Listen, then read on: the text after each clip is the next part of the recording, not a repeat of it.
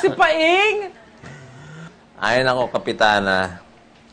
Nung pamangkin nyo, ayaw magpaawa at gusto yata lumangoy sa alak para daw makalimutan ang nararamdaman niyang sakit kay Rita. Ngayon ko lang nakitang ganyang kawasak yung pamangkin ko eh. Kailan ba yung huli, Kapitana? Di dun sa una niyang girlfriend. Si Bane. Oo, sobrang minahal nga niya yun eh. Todo kayod siya para paghandaan yung kinabukasan nila. Hindi makahintay yung babae. Gusto instant yaman. Ayun, iniwan niya si Paeng, nag-Japan. Kawawa naman ba itong chong ko eh. Kawawa naman. Grabe magmahal. Oo nga eh. Nalulungkot nga ako eh. Dahil sa ikalawang pagkakataon, nabigo na naman si Paeng. Gusto ko lang naman maging masaya siya. Tsaka sana matagpuan na niya yung babaeng talagang para sa kanya.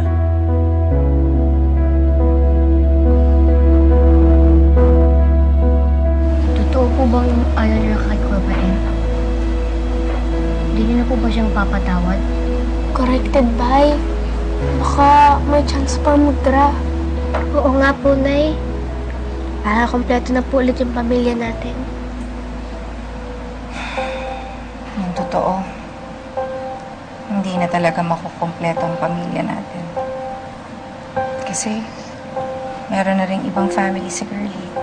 At kami ni Paeng, malabo na kami magkabalikan. Sinasara niyo na po ang pinto, Nay? Masakit ang ginawa sa akin ng Kuya Paeng. Sinira niya ang tiwala ko sa kanya. Mga bata pa kayo para maintindihan yan. Pero, Nay, nagsisisi naman po siya eh. Mabait naman po si Kuya Paeng. Ginawa niya lang po yun dahil mahal niya po kayo. Mga anak, huwag na natin ipilit.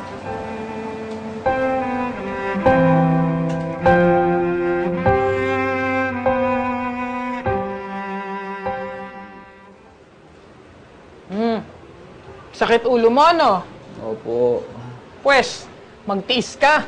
Tigas kasi ulo mo, pasaway ka, no? Ang pasensya na sa kagabi. Hindi ka pa ba natuto? Ha? Nasira na nga yung buhay mo dati dahil sa isang babae. Uulitin mo pa ba? Saan naman, iba naman po to. Naniniwala talaga ako na magkakaayos pa kami ni Rita. Kaya pasensya na po, hindi po talaga ako titigil hanggat mapatawad niya ako. Talaga lang. Ano nangyayari dyan? May sunog?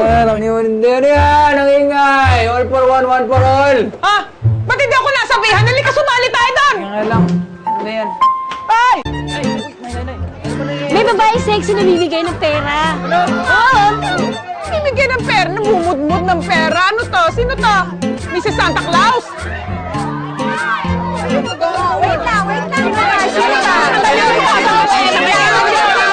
Miss! Ako po ang kapitana ng barangay na ito. Naku, delikado po yung ginagawa ninyo. Kuyugin kayo ng mga tao dito. At sana yung pasabi kayo, darating kayo at nang napa-escort ako kayo sa mga barangay tanod ko. Miss, kinakausap ka ng kapitana. Miss! Miss, sino ka ba? Miss, sino ka? Hello, bebe. Bane?